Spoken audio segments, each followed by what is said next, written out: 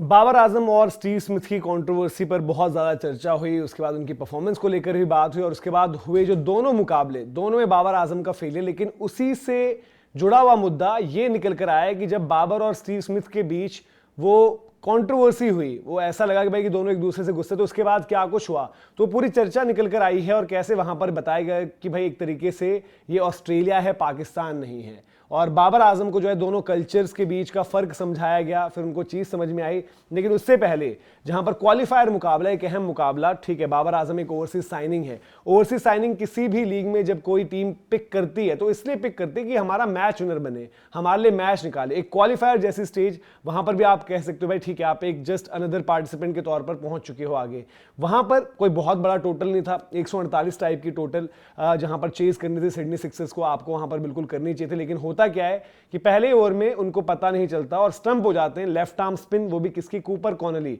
और spin against Babar Azam, ये एक बड़ा डिस्कशन पॉइंट रहता भी है कि टी20 क्रिकेट में लेफ्ट आर्म स्पिन आप कर लो, रिस्ट स्पिन कह लो, और अब तो ऐसा लगता है कि चाहे ऑफ स्पिन भी हो, हर किसी स्पिन के सामने जो है बाबर आजम को दिक्कत ही हुई। क्योंकि उस दिन भी मसला जो है स्पिन के अगेंस्ट ही हुआ था, क्योंकि 3 शायद पहले डॉट बॉल खेली थी, फिर चौथी पर जो है वो सिंगल लेने की अटेम्प्ट थी, और फिर वहां पर जो है बाबर आजम उसके बाद जब उनको सिंगल डिनाई की जाती है तो उसके बाद जब वो आउट होते हैं तो बड़े गुस्से में गए थे। लेकिन अब अभी करंटली उनकी बात करें तो 0 पर आउट भी हुए, उनकी टीम मैच भी आ रही, क्योंकि बाकी भी टॉप ऑर्डर जो है चला नहीं, विकेटें गिर गई। स्टीव स्मिथ ने एक काफी हद तक जो है लड़ाई लड़ी, बाद में जो है स्टीव स्मिथ को लगा भैया सब चलते बन रहे, मेरे से भी कुछ हो नहीं पा रहा, तो मैं भी अटेम्प्ट करता हूं चौका छक्का मारने की, मुझसे भी नहीं हो रहा तो मैं भी चलता हूं। तो पहले एक बार इनकी पूरी की पूरी कैंपेन पर एक नजर अगर डालें तो ये आपको दिखाता है कि 100 की लगभग स्ट्राइक रेट है, एवरेज 22.44। और ये जो विवाद के बाद की जो 2 इनिंग्स रही हैं वहां पर तो स्ट्राइक रेट, मतलब मैं स्ट्राइक रेट को स्ट्राइक रेट कहूं या क्या कहूं अभी सोचना पड़ेगा, क्योंकि खेलिए उसके बाद 9 गेंदे, रन बनाया है 1 और 2 डिसमिसल्स हैं। और यहां पर तो क्वालिफायर जैसा मुकाबला जिसको जीतकर सीधे फाइनल की टिकट पक्की करनी थी, वहां पर भी आप फेल रहे और टीम को भी लेट डाउन किया, हार भी गए। लेकिन इससे ज्यादा बड़ा जो है डिस्कशन पॉइंट यहां पर एक और रहा कि हुआ क्या उस मामले के बाद। तो मॉइसेस ऑनरिक्स जो कि कप्तान है सिडनी सिक्सर्स के, वही टीम जहां से बाबर आजम और स्टीव स्मिथ खेलते हैं, उनसे पूछा गया, वो माइक पर थे, आपको पता ही कि भाई कमेंट्री जो है टीम वो जुड़ी रहती है खिलाड़ियों के साथ, उनसे बातचीत करती रहती है मैच के दौरान भी। तो वहां पर उन्होंने मॉइसेस ऑनरिक्स से पूछा कि बहुत कुछ जो चल रहा है सोशल मीडिया पर स्टीव स्मिथ और बाबर आजम कंट्रोवर्सी के लिए, तो क्या हुआ वहां पर। तो उन्होंने बोला कि भाई यहां पर लगे कुछ, मतलब 2 दिन के करीब जो है लगे इस मामले को सुलझने में। और उन्होंने बोला कि भाई प्रॉब्लम ये हुई कि वो कल्चर का भी फर्क हो गया। बाबर आजम पाकिस्तान टाइप की सोच के साथ चल रहे थे, ये हमारा ऑस्ट्रेलिया का माइंडसेट दूसरा रहता है। बट वहां पर उनका कहना है कि भाई कि वहां पर ये होता है भाई कभी कभार अगर प्लेयर चांस ले रहा है तो हमें कोई उतनी दिक्कत नहीं होती, हम उतना बुरा नहीं मानते कि चलो भाई किसी ने अपने ऊपर ले लिया बात, तो देखते हो क्या करता है वो पावर सर्च में, कभी कोई चलता है कोई नहीं चलता है। ये उन्होंने एग्जैक्ट मतलब इलेबोरेट नहीं किया, मैं वैसे बता रहा हूं। तो उन्होंने बोला कि भाई ये थोड़ा सा कल्चर की बात आ गई थी कि हमारे कल्चर में नॉर्मल सी चीज है ऑस्ट्रेलिया में,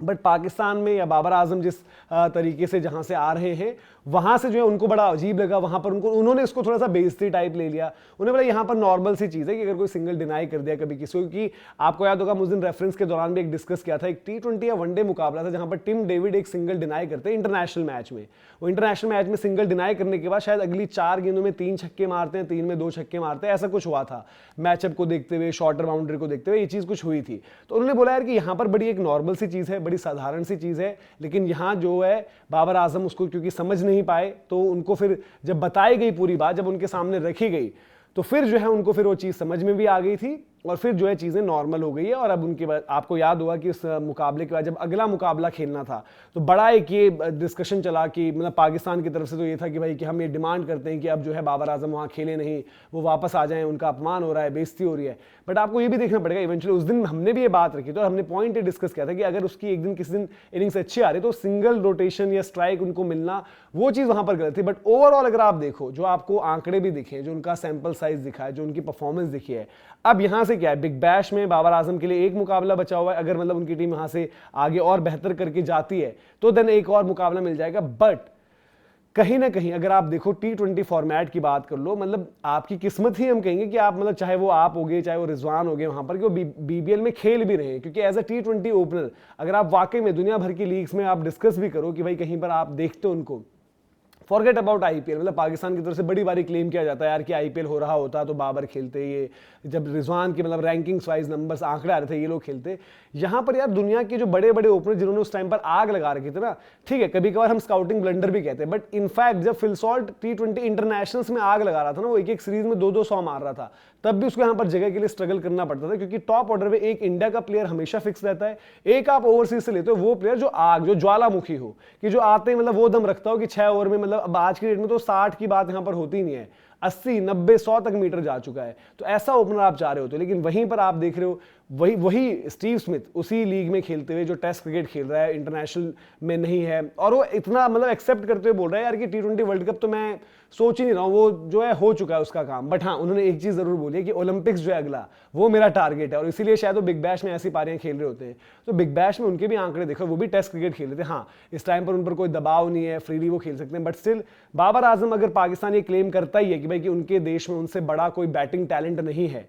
तो या तो फिर आप ये कह दो मैं बैटिंग टैलेंट भाई मैं या तो वनडे क्रिकेट में हूं या टेस्ट क्रिकेट में हूं, और अगर वहां पर भी हूं तो वहां पर भी बड़े मैचेस में, बड़े सीरीज के अंदर, सीरीज डिसाइडर्स के अंदर आप इंपैक्ट डालो, तब जाकर आप डिफरेंशिएट हो पाओगे। वरना फिर वही लाइन है जहां पर मतलब बहुत सारे क्रिकेटर्स, मतलब जो क्रिकेटर खेलते हैं अपनी टीम के लिए वो आते हैं, उनसे आपको सेपरेट होना है, तो कुछ परफॉर्मेंस भी वैसी देनी पड़ती है जहां पर आपकी बात हो। और आज फिर से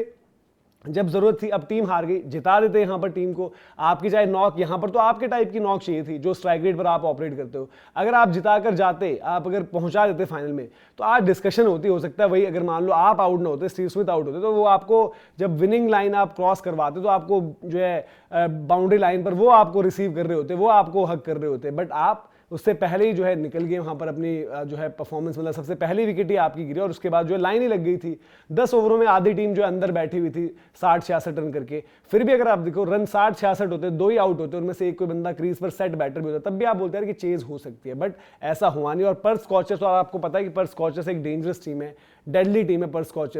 स्कॉचर्स यहाँ पर बिग बैश के लिहाज से आप मुंबई इंडियंस टाइप समझे, और वहां पर जो है सिडनी सिक्सर्स के पास अपॉर्चुनिटी थी कि वो जब छोटे टोटल पर, ठीक ठाक टोटल पर रोक दिया था, तो एक इंपैक्ट क्रिएट कर सकती थी। और सिडनी की भी अगर आप देखेंगे बैटिंग लाइनअप, अच्छे खिलाड़ी वहां पर हैं, और बाबर आजम के लिए तो इसलिए बात हो रही है क्योंकि ओवरसीज साइनिंग है। ओवरसीज साइनिंग हम आईपीएल छोड़ो, WPL में भी जो ओवरसीज प्लेयर्स जैसे बेथ मूनी बहुत कंसिस्टेंट परफॉर्मर है, बहुत एक मतलब इंश्योरेंस टाइप की खिलाड़ी उनको कह सकते हैं, बट जब वो भी नहीं चल रहे तो आज उनकी पोजीशन पर सवाल हम कर रहे हैं। खुद मैं गुजरात को जैसे सपोर्ट कर रहा होता हूँ, कीपिंग बेथ मूनी से नहीं हो रही, बैटिंग उनसे नहीं हो, तो यही सवाल हो रहा है यार कि क्यों। सोफी डिवाइन 2 अच्छे मैचेस शुरुआत में दिए, उसके बाद 2 मैचेस फ्लॉप रही, अब 4 में अगर आप रेशो देखोगे या 5 मैचेस अब हो गए अब, क्योंकि एक और फेलियर आ गया, तब भी आप बोलोगे ठीक है यार, एक हारा हुआ मैच तो उसने जो है बॉल डालकर जिता दिया, फिर भी आप पूछो यार कि आपको इससे बेहतर करना है, तो वो तो यार शुक्र मनाओ, आपको बस प्यार मोहब्बत से ही बोल रहे हैं। और वहां पर जो है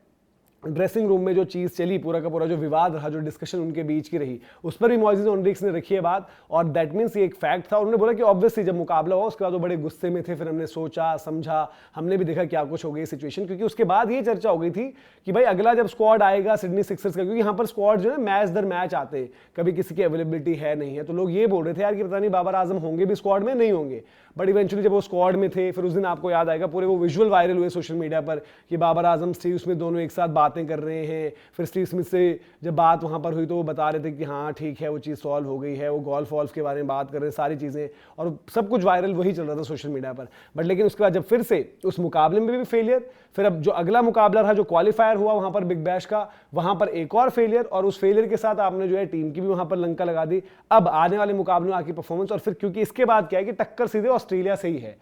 पाकिस्तान का जो असाइनमेंट है ठीक T20 वर्ल्ड कप से पहले वो अगेंस्ट ऑस्ट्रेलिया, देन उनको जो है T20 वर्ल्ड कप खेलना, और उसके लिए उनको जो है श्रीलंका जाना है। तो अब देखना पड़ेगा, और कहीं ना कहीं ये बाबर आजम के पास आखिरी अपॉर्चुनिटी है। मुझे नहीं लगता कि अगर वो यहाँ पर फेल होते हैं तो इसके बाद कभी वो T20 इंटरनेशनल में फिर आपको दिखेंगे। तो ये पूरी की पूरी अपडेट थी जहां पर बाबर और जो पूरा कल्चरल डिफरेंस कि भाई पाकिस्तान नहीं है ये ऑस्ट्रेलिया है, उस तरीके की बात मोइसेस ओनरिक्स ने करी। दूसरा विद द बैट उनका एक और फेलियर। तो ये फिलहाल अपडेट है, अभी के लिए आपसे इजाजत लेते हैं। जय हिंद, जय भारत।